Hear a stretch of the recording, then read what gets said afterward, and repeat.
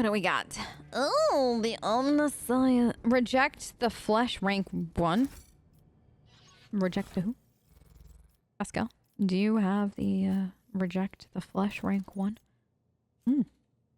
Okay, this is literally the exact. I was kind of hoping it'd be special.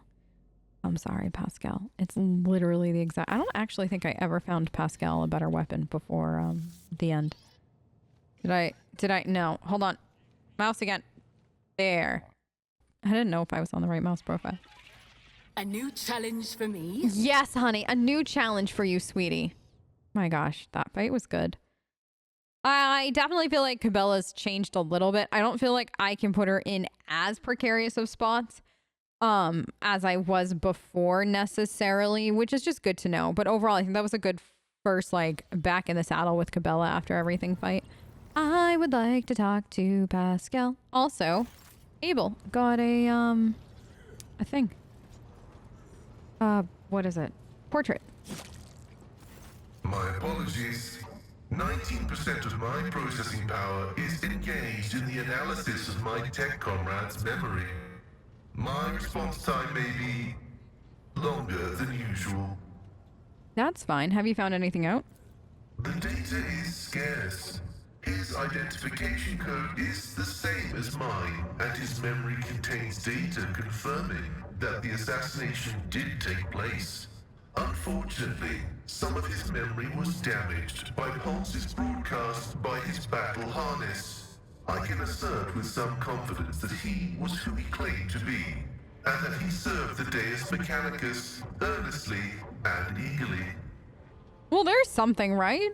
You have the impression of a paranoid madman, though, Pascal. Notwithstanding his permanent state of agony, he was not cognitively dysfunctional. His desire to immediately destroy the object he had deemed profane was partly dictated by his engrammatic augmetics, which were receiving imperatives from his battle harness. So you're telling me it was the battle harness's fault? In light of the oddness of our matching identification codes, I find merit in his hypothesis as to the existence of a clandestine malevolent agent or conspiracy operating inside our fraternity. Who do you think was behind the assassination? No data available. I will hypothesize that the assassination was instigated by an enemy of the Blessed Amanat's doctrine. I accept the possibility that the assassins were targeting me, only to be led astray by Tarsus and my own identical identifiers. I am concerned about the fate of Archmagos Amanat. According to Opticon 2-2, he went missing in the wake of the incident on an Arch Mechanicus, the Hermetico. Information about that ship and its perishing has been purged from the archives. I accept the possibility that the incident on the ship, the concealed data, and the assassination have all been part of a single conspiracy. A single conspiracy? So you think it all connects, which would actually make sense. Are you not surprised that Amernat's words had that Amernat's word had such an effect on Opticon 2-2? I was not knowledgeable as to how popular Blessed Amanat's teaching was in explorator circles. The Cognizance fleet is massive. His ideas might have found a larger following on its periphery than in the Mother Squadron. Amernat was a believer and he caused a schism. Tarsus was a believer and he turned into a zealot. Faith can be dangerous? Kind of want to see. Of course, faith is dangerous. Faith is the prerogative of the spirit, and a spiritless mind is an enemy of all existence. Without faith, there is no meaning in anything, no point to any aspirations or limitations. But faith can take different forms. Of course, faith is dangerous. Faith is the prerogative of the spirit, and a spiritless mind is an enemy of all existence, because it has nothing to guide them. Without faith, there's no meaning in anything. So, if a lot of different pieces of literature, art will talk about how the most dangerous person is the person with nothing to lose, nothing to guide them, because they don't have anything that is tying them to a particular outcome except for whatever they want, right? And there's no guiding light, no guiding force. There is no nothing. They're very dangerous in that regard. So yeah, the spiritless mind is an enemy of all existence because it's something that could wipe out all of existence if it wanted to. I mean, obviously somebody with faith or spirit could do that too. It would just be less likely. You know what I mean? There's no meaning behind in any to a point of aspiration limit. Right. But faith can take, and that's true. It can take many different forms, and it is a personal thing. The form of prohibitions established by unknown elders. The form of an audacious violation of those prohibitions. The form of following dogma or of schism. The form of following the cycle or of discontinuing the cycle. In a system with two courses of action, schism is inevitable. And only one of these paths will be true, as truth is discreetly separate from untruth. That's a form or of schism. I mean, that's true, right? Like, depending on the form your faith takes, would depend on how you view this, if this is a schism, or if, or like as far as like following the cycle or just continuing the cycle. Schism has to be inevitable because depending on how your faith takes like hold of you would depend on what you see is the actual truth. Only one of these paths will be true, as truth is discreetly separate from untruth. It is. But the question is, who gets to decide what is true? You know what I mean? In like this very particular case. Did Amernat believe the elders to be in error? Amernats did not reject any one specific prohibition, but found their cumulative effect to be oppressive. The system of rigid limitations had confined seekers of knowledge to a circular track, spelling doom for the thinking mind. And that cycle of repetition had to be broken. That was why he was dubbed the Messiah of discontinuing. And like when you when this one thing right here, I think I agree with more than anything else that we ever talk about with Pascal. The system of rigid limitations, like, so the elders had this way that you had to think, right? They had this rigid limitation that confined people that were seeking more knowledge. And remember, that is one of the utmost important things to them based on what was it, the sixth law. So it would keep somebody searching for knowledge on a very circular track because you had to stay within those limitations. There was no coloring outside the lines, which, yeah, spells doom for the thinking mind, because at the end you're just thinking in a circular thought and you're not expanding your knowledge, you're not learning, you're not growing, nothing is happening. You are literally thinking group think, same think as everyone else. And it's that repetition, that cycle that really and truly Amernat wants to break. And I can't help but agree with that. Faith is more than a mere set of rules. It consists of ideals, which sometimes come into conflict with dogma. I have been given the gift of will to set dogma straight. I prefer to believe in myself and my own abilities to decide independently what is right. Faith is just the shackles of obedience. It is good for controlling my subordinates. My faith is more than a mere set of rules. It consists of ideals, which sometimes come into conflict with dogma. I have been given the gift of will to set the dogma straight. I think no matter what, my Tess is always going to be this one. I prefer to believe in myself and my own ability to decide independently what is right. Comprehension is the true path to knowledge, and comprehension can only be attained individually, not taken for granted. Your path commands respect. Yeah, we got Pascal's respect. No, literally, my life is complete now. That's it. Tess, pack it up. Game's over. That's it. We did it. I mean, we gotta see Mara's eye too, but you know what? I feel like at this point, this is all I need in my life. His voice takes on a thoughtful tone, and its otherworldly might peters out. Perhaps you'll be able to find out more. I will continue my research into the Blessed Martyr's memory with all due reverence. May your labor... Bye, Pascal. I love that conversation. All right, let's look at Abel's new portrait. You look so good. Tech brother Abel, are you free from possession? Are you not? No, oh my god, we're not. His portrait looks so good. Abel, I'm so glad you have a portrait. Okay. Quick, big save. And now we go to Dargonis after I had to kick some people in the butt. Can you believe people coming on Tess's ship going, I'm going to take Pascal from you? The frick you're going to take Pascal from us? Are you joking? Are you joking? I've been looking forward to that. What is this? Oh, yeah, no, I don't want to go to the Administratum yet. Let's do. Are we gonna get our are we getting our parade? Yeah, parade. I'm so excited. I love a good parade moment for Tess. She loves parades and tanks and everything. She's home, except she's never been here before. Kind of crazy, right? It's home now. And she's, as far as I know, never been here.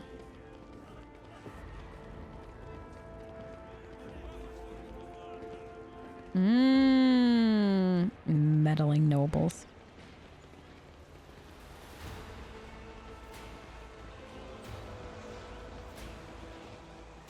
I like it that Pascal's like literally right behind her.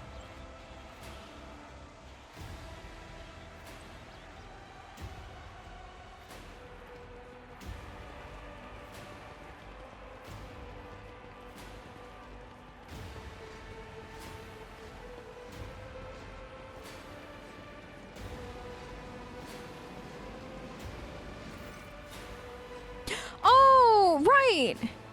Clementia got a portrait too. Oh my god, that looks so good. Emperor protects. Welcome home, your ladyship. The stately woman in a long full dress uniform makes a graceful curtsy. Her short graying hair does not obscure her stern features. I am Clementia Wissarian, court chancellor of the von Valancius dynasty. On behalf of all of Dargonis, please accept my deepest condolences on the untimely passing of Theodora von Valancius. Her departure is a terrible blow to us all. But as one star expires, another always flares to life. And although still overcome with bitterness and grief, your subjects hope that you will become the trade dynasty's guiding light in these trying times. Clementia. Abelard offers a reserved nod. She nods in return, and the lines on his brow soften ever so slightly. He got a... Has he always had a portrait, or is this also new? I don't remember this. God, they did such a good... Whoever did this portrait, that's so good. That portrait is so good. The young man quickly brings a respirator to his burnt face and bows his head courteously. His raven black hair veils his burns and skull implants, and his thin metal fingers creak quietly as he offers a welcoming gesture. Achilles Scalander, secretary of the Administratum Department, I hope your journey to Dargonis was not darkened by unwanted troubles.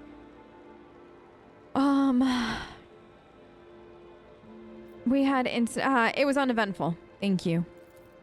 I'm glad to hear it, your ladyship. Does your ladyship wish to survey the grounds? Or perhaps we could sate your curiosity by answering any questions you might have. Governor Urbend Drivestem has been notified of your arrival on Dargonis and will visit the palace shortly. The preparations for the official visit are well in hand, your ladyship. But your ladyship still has plenty of time for the meeting. Why isn't the governor here to greet me? Apologies, your ladyship. Governor Drivestem's residence is on the other side of the world by the Administratum Palace of Dargonis. We sent word as soon as you entered the system, but it takes time to travel the great distance to your domain. Chancellor Wissarian appears unruffled, but you cannot shake the thought that the governor's lateness is a subtle political gesture designed to test the limits of what is acceptable when it comes to interacting with the new rogue trader. Where are my chambers? They are very close, just down the hall. That is also where the study and audience chambers are. His face brightens with a pearly white smile, restoring some of his former good looks. Lady Theodora's study has remained locked since her departure. On account of your arrival, we've arranged for it to be tidied up. It is ready whenever you may need it. All right, let's ask. She nods politely. You heard correctly, your ladyship. I am of House Wissarian, Lord Abelard's granddaughter and direct descendant. The succession of services and an effective good, it grants new generations understanding of their function within the mechanism. Chancellor Wassarian has held her position at the Von Valencius court for many years. She earned Captain Theodora's respect through acts of great perseverance. There's no room for doubt. Blood has nothing to do with it. The Emperor blesses those who strengthen humanity's domain through their deeds. You have a reason to be proud of your progeny. Abelard looks at you in surprise, but then immediately puts on an air of indifference. Thank you, Lord Captain. Apologies for my bluntness, but I have a request to make. Perhaps before the meeting takes place, the illustrious Lord Captain could spare a few moments for a conversation with me. He bows his head. I am certain you will find my report on the state of affairs in the Von Valencius Protectorate most useful. Oh, we're starting early. All right, talk to Achilles. Spiders in a jar. I love the name of that quest. Okay, other people. Oh, wait, we've never talked to Cabela out in the courtyard, obviously. Where are you? Cabela? Eh? No. No? Wait. Cabela? I'm alone. Oh, there you are. Greetings, your ladyship. Make your people leave Dom and Tessera. Their idle questions are getting in the way of my watch. Sorry. Y'all need to leave Cabela alone, okay? That is not up for debate. So do I have terrifying baby and Luna? I love this. Am I ever going to be able to do anything but have Luna from now on? No. Unless I actually decide to play Rogue Trader as anything but a sniper, but I don't know, okay? I don't know if I am physically capable of playing this game and not being a sniper. It just seems not very me. Okay. Echo? Heinrich? I forgot we gave, Okay. So they are all up here. Ha! Welcome, your ladyship. Let me inform you of the locations of the chambers on your dynastic estate. Main throne is up the stairs straight ahead. Scalander informed me he humbly awaits the opportunity to meet with you. Wishes to rest. Okay. Chambers on the right.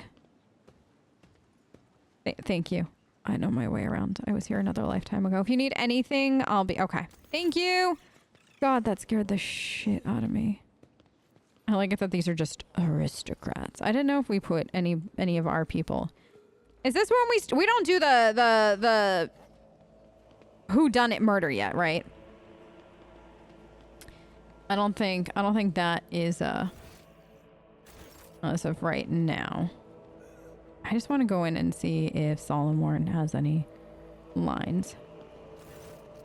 Rogue Trader, the marshal's ready to meet with you. Do you wish to commence an audience? I would prefer first to know exactly what it is that the head of the Adeptus Arbites and the Expanse wants to see me about. I don't know the details. I'd assume the procedure is the same as it was in Lady Theodora's time. A personal introduction, reaffirming of allyship between the dynasty and the Adeptus Arbites, and discuss the tithe-related affairs. You know what? Yeah, let's do it. Because we haven't seen this before. Might as well. Oh, it's so official! Does Skull have a little light? I want a skull with a little light following me. What?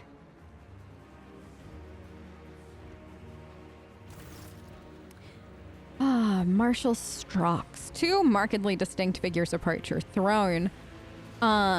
Marching in front of it is a man clad in Adeptus Arbites armor. He carries his helmet in the crook of his arm, but his stern facade serves him as well as any advisor could. He bows too sharply. Marshal Strax of the Adeptus Arbites. An old woman walks in the marshal's shadow, her body fitted with dozens of scribing implants and magnifying instruments. If not for her eyes, quick and inquisitive behind the giant pair of ocular lenses, you might have mistaken her for an exotic servitor. Her robes are adorned with sacred symbols, the Adeptus Administratum. The woman... Oh, I love her portrait!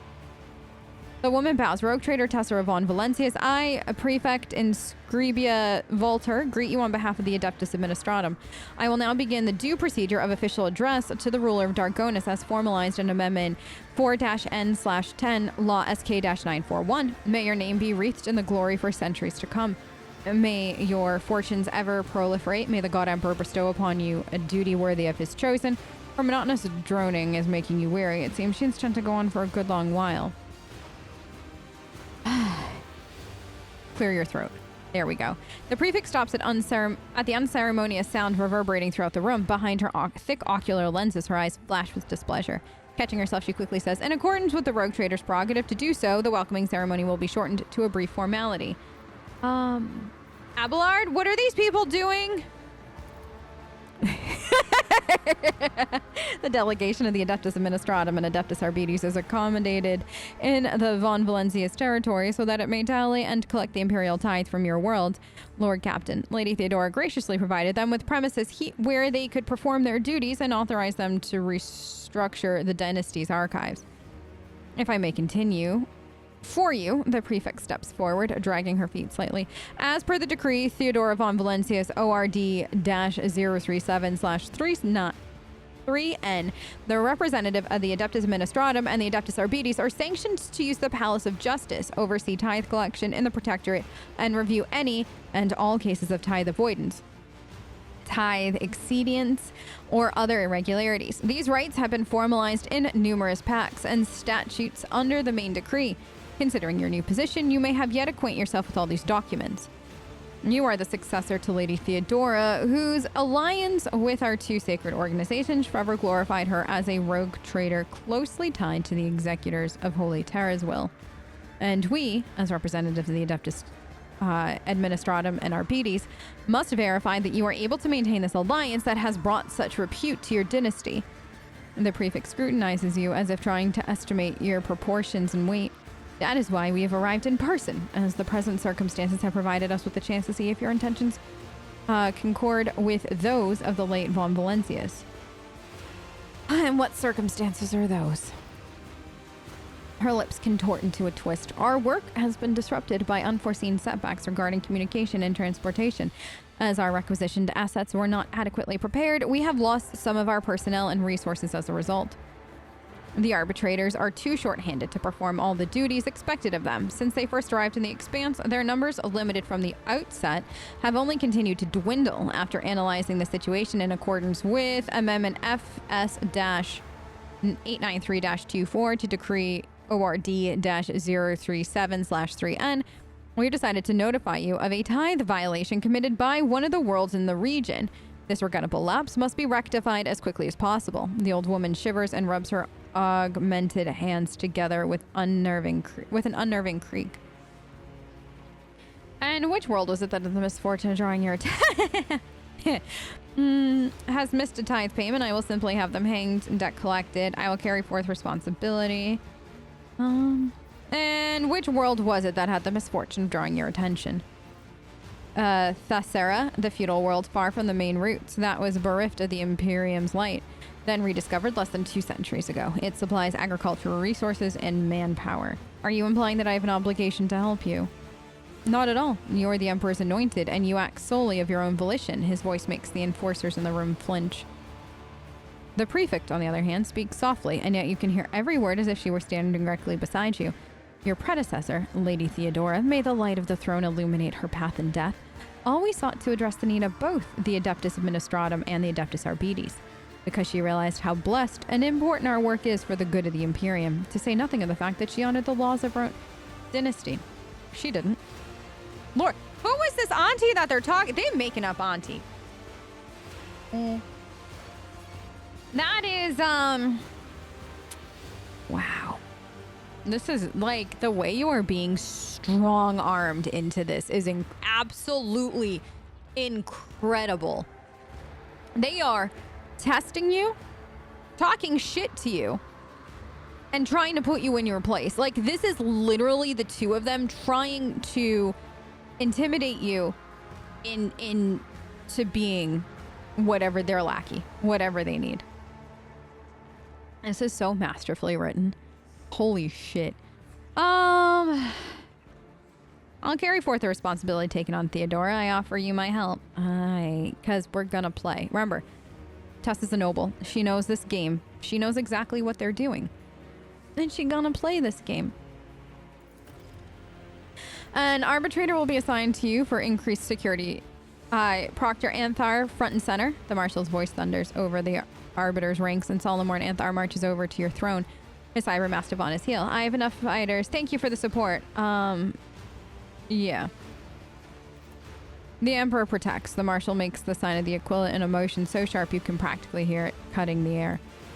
The Prefect adjusts her ocular lenses with a weary sigh. And once again, no specifics given, of course. And to my reports, nobody ever stops to think. She quickly catches herself and offers you a bow. So this makes Solomon officially ours. God, to think that he wasn't before is crazy. Is that it? How do we feel about that, Tess? I gotta tell you, girl, it made me a little cranky the way he talked to us. Solomon, let's talk. You wouldn't believe the kind of poisons Glado has detected in your various nobles' possession. Fortunately, they have made no attempts on your life, so I limited myself to sending them a simple message. They may squabble as much as they like, but the moment it puts Protectorate at risk, they will feel the hand of justice bearing. So he's protecting us from poison? God, this man does love us, doesn't he? Okay, so there is that. This is new-ish. You. Allow me to introduce myself. Collector of curiosities. Beautiful eagle, what's its name? Her name is Aquila. As soon as I saw her, I knew a creature of such profound grace simply must be properly taken care of. Now Aquila is an integral part of my life, as I am of hers. I wish, like, trying to get here we go. With a shrill cry, the eagle stabs her benefactor's metal palm with her beak. The augmetic groans while the merchant is still smiling as he modestly puts his hands on the back into his clothes and out of sight. Apologies. Aquila is still getting used to my replacement extremity. She liked the old one better. Judging by Aquila's displeased look, the bird's fondness for her owner's original extremity was of an elementary rather than affectionate nature. Was your friendship with the reason you needed those augmetics? You are exceptionally observant, he laughed softly. Developing a friendship with such a noble creature is a thorny path. And after a moment of especially profound disagreement, I had to have my hand replaced. But this, he touches his jaw implant, his pride evident. This was purely for the beauty of the thing. I used to be passionate about finding rare augmetics and could not resist having them installed, even if they were made by, shall we say, not purely righteous hands, but the fine craftsmanship, the razor-sharp outlines.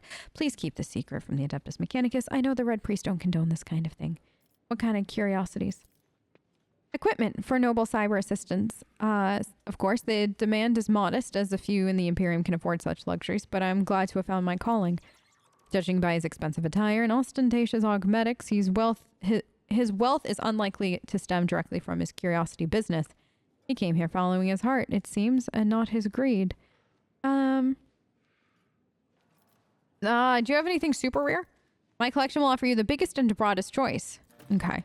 There's a certain captain who owns a unique protocol, a family heirloom, which he refused to sell to me. His ship is called the Renegade's Fall. Perhaps you can chart a path to his hoard treasure. I'll send you the coordinates. Okay. Let me see what you got. Okay. So, what is this? Oh, this is for... Okay. That's the... So, what do I need? That's innate shield, servo skull, cyber... Is there anything? So, this is for Luna. 5 agility, perception. Okay. When she starts soaring, adjacent enemies must pass a will. Oh. That's a good one. Grave chill. At the start of the combat, veil is increased when... Okay. Oh, interesting. That one's an interesting... And then this upgrade kit permanently improves the Rogue Trader's familiar maintenance station when applied to any of them. Both are improved. Oh. Okay, so that's kit 2. We need kit 1. I see numerical order. Okay. I'm not gonna get these yet. Well, is this for Glado? Gains plus 10. Yeah, let's get that for for Glado. And it looks like I can't give him anything to, like, you know, up my thing. It's just purely based off my profit factor. Which is fine. I just kind of was curious on that front. So Glado, honey, I think I got something for you. Where did we put the Glado stuff now, boys? Where is the Glado specific? Is it here? Here. Okay. Right now, you've got plus 10 weapon skill and you deal 75% more damage. Or you can deal 100% more damage. Yeah. An enemy at the end of the Overseer's turn. The Overseer gains... Oh. Has her... No, he's not going to have Heretical. But that's a good one for you, honey. Here you go. Did we do it? You're just the best boy. Look at you. You're so cute. I love Glado. Okay. Let's go talk to Achilles Scalander. Because I'm sure he's a perfectly lovely individual and nothing sketchy is going to happen talking to him.